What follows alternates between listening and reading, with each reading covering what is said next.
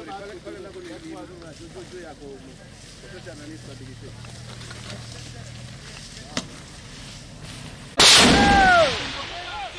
armées de la République démocratique du Congo lancent maintenant les offensives pour la population. Chers amis, nous vous saluons et avant tout, nous allons vous présenter les vœux les meilleurs pour l'an 2022 qui vient de s'annoncer d'ici quelques matins. Et nous souhaitons que cette année 2022 soit une année de paix pour chacun de nous, dans notre province, dans notre pays, en Afrique et partout au monde entier. Puisse Dieu nous accorder sécurité et longévité pour chacun, pour sa famille. Et comme les années antérieures, nous finissons cette année dans un contexte de grande turbulence. Nos frères et sœurs, nos parents, nos filles et nos fils continuent à être la cible de l'ennemi. Certains ont été fusillés, d'autres ont été égorgés, d'autres encore sont calcinés avec leurs biens, dans leur maison, en véhicule, ou alors certains sont calcinés même dans des structures sanitaires. Nous allons donc, au cours de cette fin de l'année, réserver une pensée pieuse à leur égard, parce que ce sont nos compatriotes qui ont péri. Nous profitons également de cette occasion que vous nous offrez pour saluer la mémoire de nos vaillants militaires, les policiers qui tombent au jour le jour sur les champs d'honneur pour défendre notre patrie. Que leurs âmes, ainsi que celles de nos compatriotes victimes de la barbarie humaine, reposent en paix. Depuis un certain temps, le chef de l'État congolais s'est engagé dans la recherche de la solution à ces fléaux devenus chroniques dans notre pays. C'est dans ce sens qu'il a fait recours à l'armée ougandaise dans le cadre de mutualisation des forces et des stratégies. Un mois après, comme elles sont arrivées le 30 novembre, nous sommes aujourd'hui le 30 décembre, un mois après, il y a lieu de se poser la question de savoir quelle lecture avons-nous de ces opérations conjointes. Et pour parler de ces opérations, nous voudrions essayer d'apporter notre lecture dans une procédure d'analyse des forces de ces opérations, des défis de ces opérations, des opportunités pour ces opérations, pour la réussite de ces opérations et des menaces qui persistent. Alors, s'agissant des forces de ces opérations, nous pouvons dire, sans peur d'être contredits, que nous sentons l'engagement de l'Ouganda avec une ferme détermination de combattre les terroristes ADF. Nous sentons également une certaine pression militaire sur l'ennemi à travers des assauts sur les positions de l'ennemi. Nous sentons également, nous avons observé qu'il y a eu des frappes aériennes comme jamais enregistrées auparavant dans les opérations que nous avons connues, toujours dans le cadre de lutte contre l'ADF. Et ici, les plus remarquables sont celles du 30 novembre, celles du 12 décembre, celles du 14 et celles du 24 décembre. Nous avons également appris par les billets du porte-parole militaire qu'il y a eu destruction de certains bastions de l'ennemi en chefferie de Watalinga, bien que les résultats soient encore de loin inférieurs à celles qui avaient été atteintes par le général Baouma Ambamba, de heureuse mémoire à son temps, s'il faut considérer les timings impartis à cette coalition FARDC-UPDF. Nous avons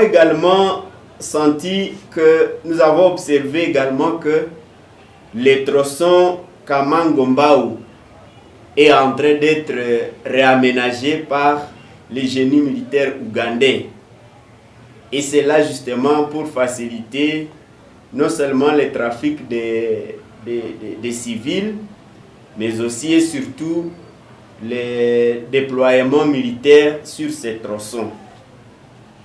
Mais qu'est-ce que nous observons comme défi? Le premier défi, c'est que les opérations militaires de la coalition UPDF-FARDC sont encore cantonnées dans une seule chefferie, sur un seul axe, alors que de notre point de vue, il serait important de quadriller l'ennemi dans le triangle dit de la mort, pour le coincer et peut-être aller le coincer jusqu'à la rivière Semoulik. Cette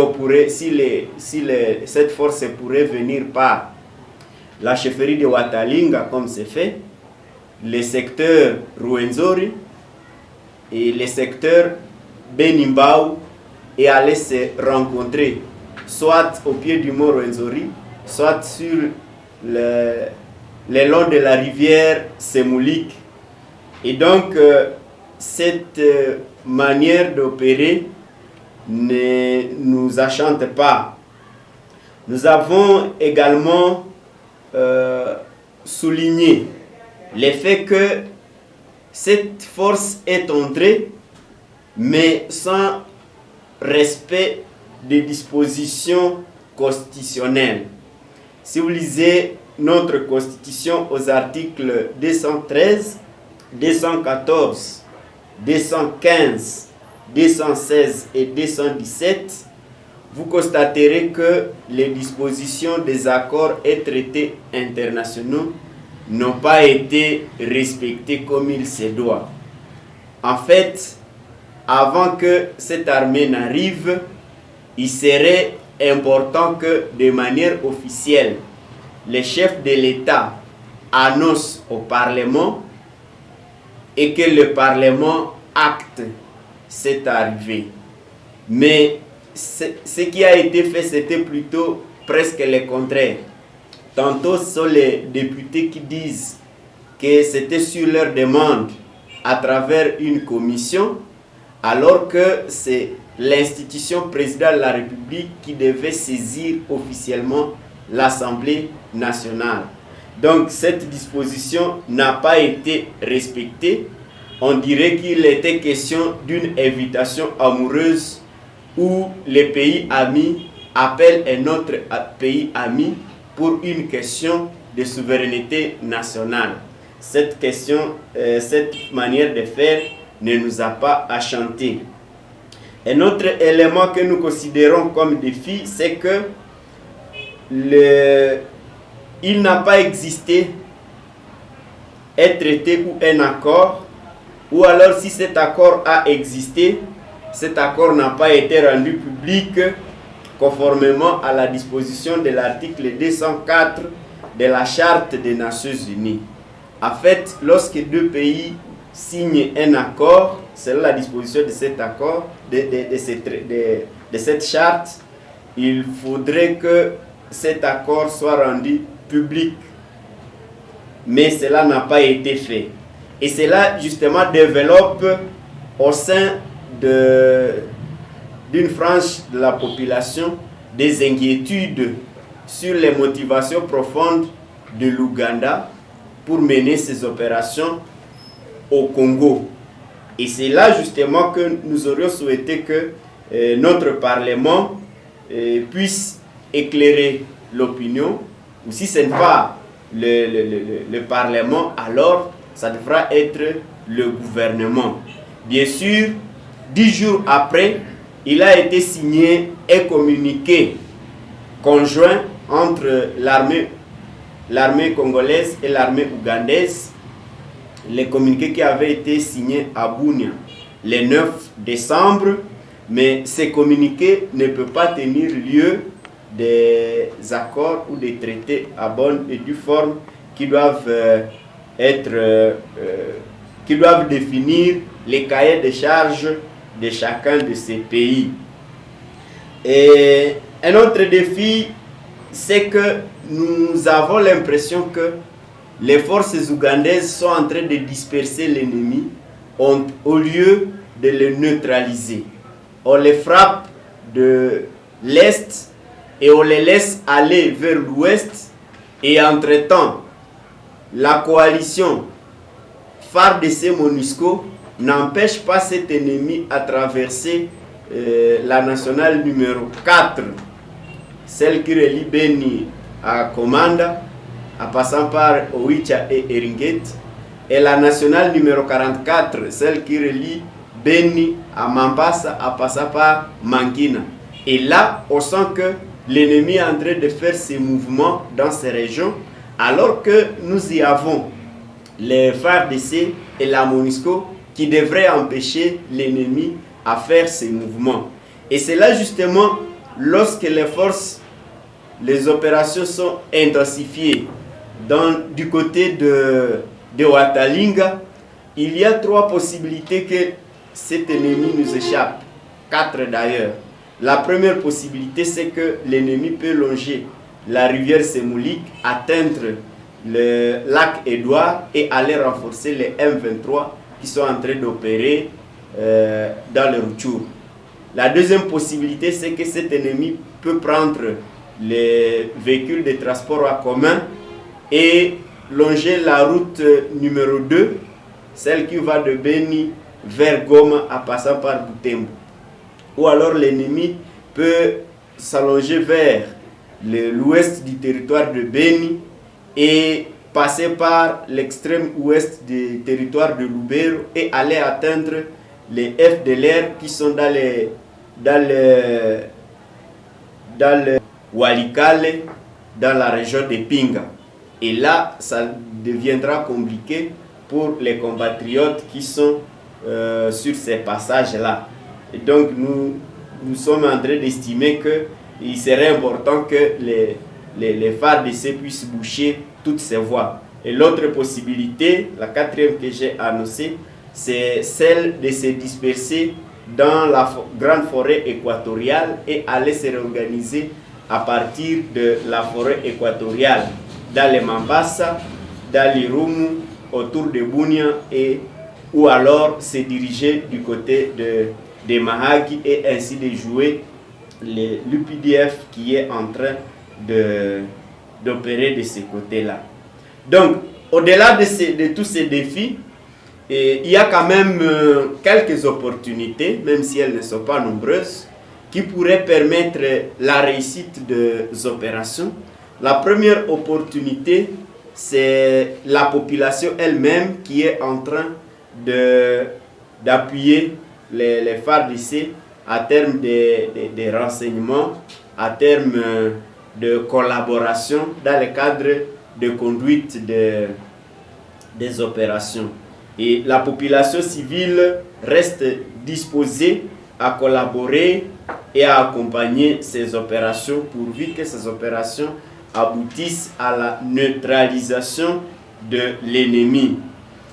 Mais aussi, il faut souligner que il a été visible que l'UPDF a la logistique confortable, mais aussi les FARDC ont également une bonne logistique avec la présence justement de la MONUSCO qui a aussi une bonne logistique.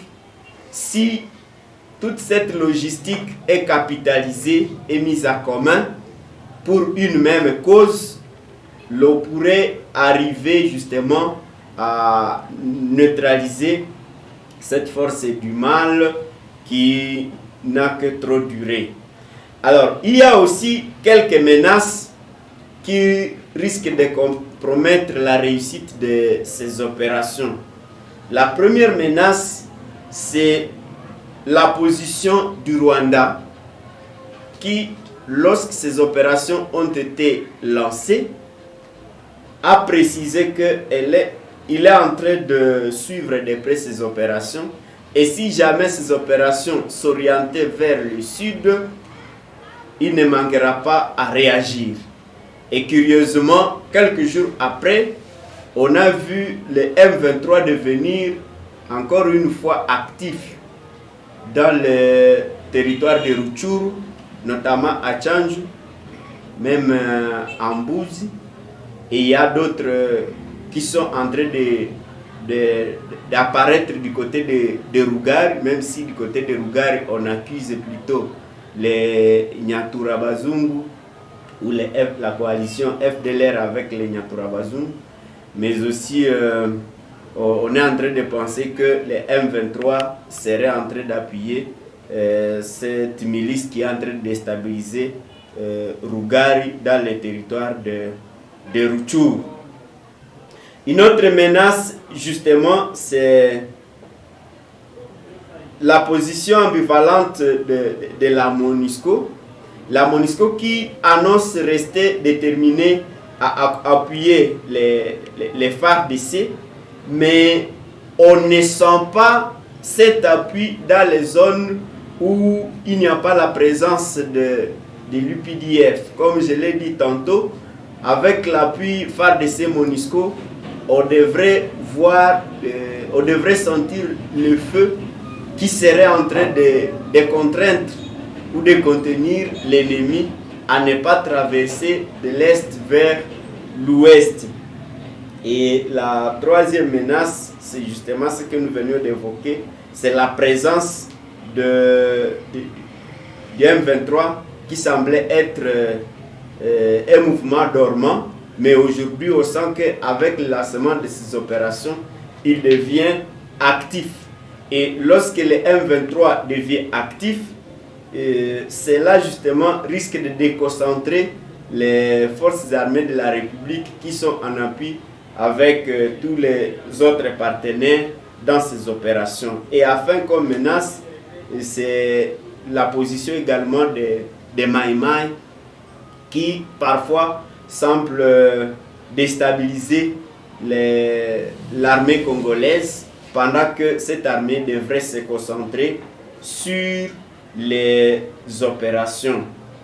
Et alors, comme recommandation, nous demandons au gouvernement congolais, au ministère de la Défense, au chef de l'État, de pouvoir retirer de la zone tous les militaires congolais qui ont été recrutés à partir des anciennes rébellions à travers les mixages, les brassages ou l'amnistie pure et simple.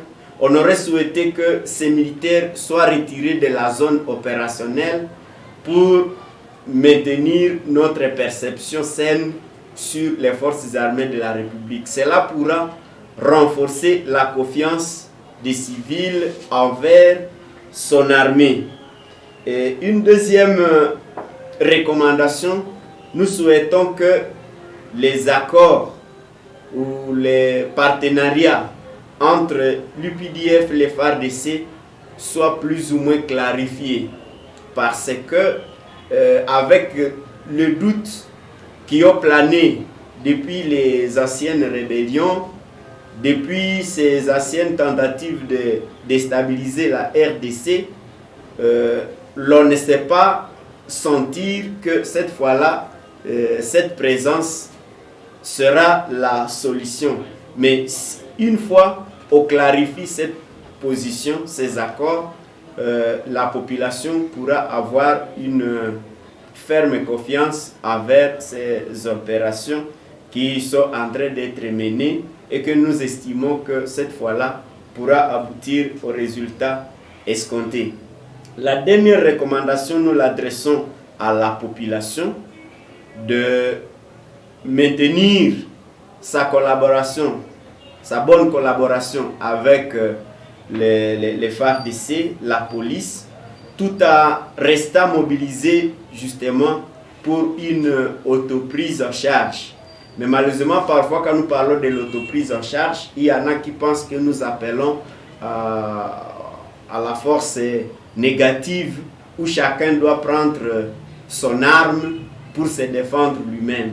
Mais l'autoprise en charge passe par la bonne collaboration, la remontée des alertes et la canalisation des informations chez qui de droit. Et dans la mesure du possible, si la population peut arriver à maîtriser l'ennemi avant que l'ennemi ne nous maîtrise, que cela soit fait dans le strict respect de la dignité humaine, mais aussi des textes légaux de notre pays. S'agissant de la nouvelle mesure du gouvernement provincial relative au couvre-feu, il sied de faire une lecture par rapport aux anciennes mesures similaires. Dans les temps, il a existé des couvre-feux décrétés par les autorités civiles. Nous aurions souhaité que les gouverneurs militaires puissent opérer autrement que les civils. De leurs époques, le gouverneur Julien Palou et puis le gouverneur Nzanzu Karli avaient initié ce genre de mesures. Mais qu'est-ce que nous n'avons pas observé pendant ce couvre-feu?